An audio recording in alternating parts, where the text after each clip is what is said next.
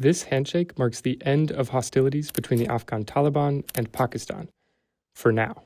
Turkey and Qatar helped broker a peace deal in Doha, but it doesn't include much. The Taliban and Pakistan agreed to immediately stop fighting that's been taking place since early October. Clashes have killed dozens of soldiers and civilians, and hundreds more were injured. They also agreed to continue talks in the coming days. Those talks will determine if the peace will be lasting. Here's why the two sides are at odds with each other. Militant attacks have spiked in Pakistan since the Taliban took power in Afghanistan in 2021. Pakistan says the Taliban are harboring those militants in Afghanistan, including the Tehrik-e-Taliban Pakistan, or TTP. The Afghan Taliban denies the claim, despite close ties with the TTP. The Taliban accuses Pakistan of harboring Islamic State militants, a claim which it also denies. The peace deal is welcomed by people on both sides of the border, but while the ceasefire brings immediate relief, experts warn the fundamental problem remains.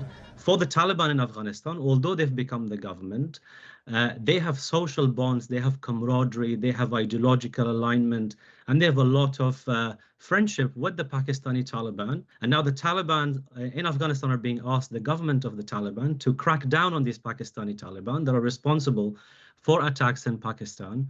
And I feel that it's going to be very, very difficult for the Afghan Taliban to go against their comrades